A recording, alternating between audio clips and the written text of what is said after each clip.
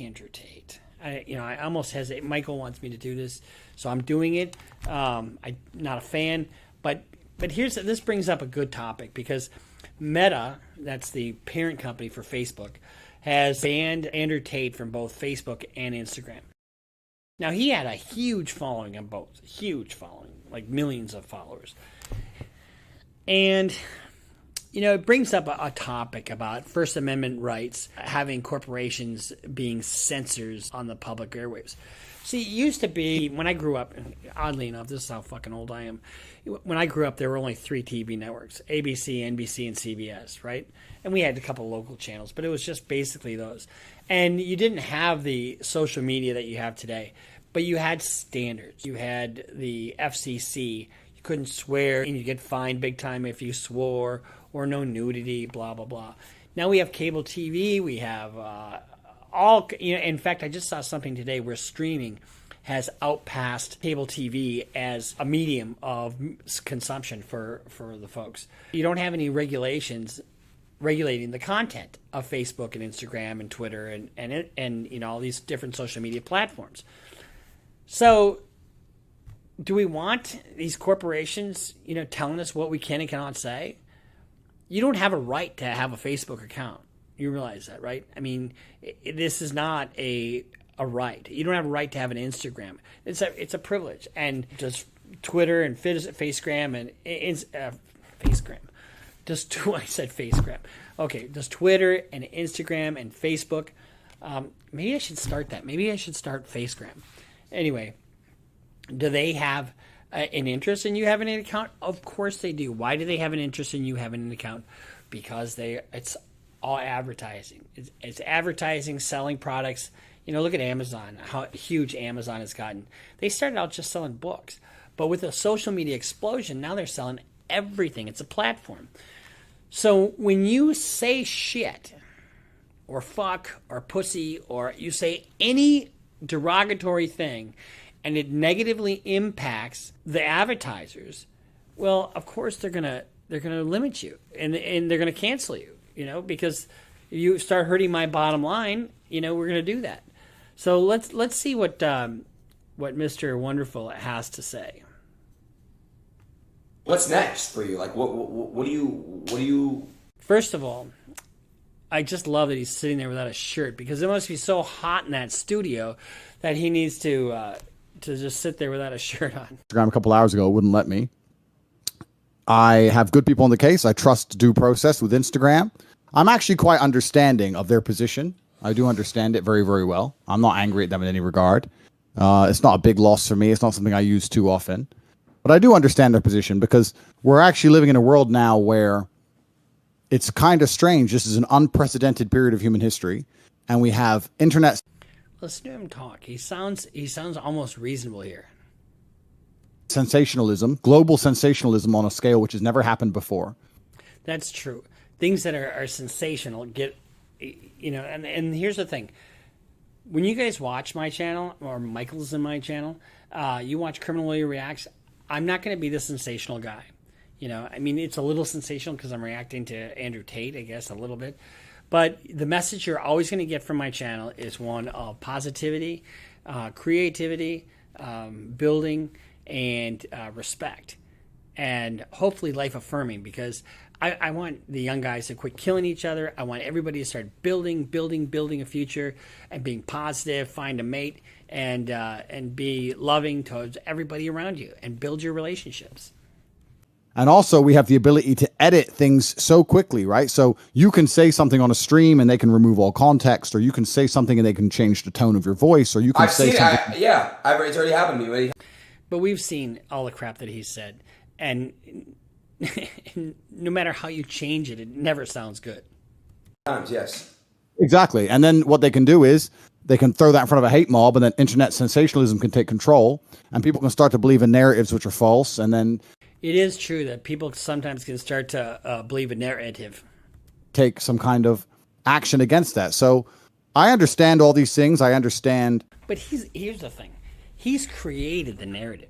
He's the one who said that women, should be controlled. Women should be beaten. Women should be whatever the crap he said. And I'm not going to try to repeat the things he said. But He's not a victim here at all. That with great power and great influence comes great responsibility. And I'm very understanding of the situation. And guess what? When he's taking $5,000 for somebody to go into the fucking dungeon of secrets and dragons or wherever the fuck they were doing, these guys in their Cheeto stained underwear in their mother's basements, hoping they can get some self-esteem by giving him money. Great responsibility. I think that But what color is your Bugatti? I don't have a Bugatti. I would never buy a Bugatti. I'm a strongly religious man. What was that? Let's hang on. Let me just... I think I heard that wrong. I'm a strongly religious man. What? He's a strongly religious man. I believe that God will prevail, the truth will prevail. Right. The one thing that's a little bit annoying, I mean, because a lot of people have been insulting me for a long time on all platforms. But he's easy to insult, right? I mean, he's everything's in excess. I don't even enjoy sex anymore because I've had so much sex. Blah blah blah, fucking blah. Platforms. And that's fine. It really doesn't bother me because I'm an extremely strong person. I know that some people would be very, very uncomfortable in my position. Not many people can sleep at night with the kind of death threats I've been getting, but for me, it's been fine, right? You're getting death threats? Oh yeah, and this is the thing that's crazy, right? So I would get 10 to 20,000 death threats a day. Here's the thing. I don't think he needs to worry about those internet death threats. I think the people that he's involved with in organized crime, they don't give death threats. All of a sudden, we just don't hear from him anymore. If you believe everything he says, these comments about the mob and stuff, guess what? The mob doesn't like that. The mob doesn't like it when you talk about the mob. In fact, if you are with organized crime, the last thing they want is notoriety. So, a lot of that is just bluster, like when I commented about him going to the lawyer saying, I committed multiple felonies, blah, blah, blah, blah, blah. Tell me I'm not going to jail. I mean, it's just that hype, that puffery, that bluster. What? Via Instagram. Via Instagram. And they would take no action, even if I reported them. However. So he does have a point there, because I've had situations where people say things, about me on the internet that weren't true. Getting Google or, any of the platforms to take action is very difficult. So for them to go after somebody that's huge like this, it's a little bit of a double standard. They've now decided I'm the danger. And even the people who were supporting me, I was crazy. Yeah. I was saying, look, if you're going to support me in public, if you're going to discuss things in comments, please do it respectfully, because hate on hate. Please do it respectfully. Oh my God. When I think of respect, I think of Andrew Tate. That's who I think of when I think of respect towards women. I think of Andrew Tate with his shirtless, sunglassed interview. I have a question. Right? The guys saying in the DMs that are going to kill you. Be honest. If they saw you in person, you think they'd keep that same energy?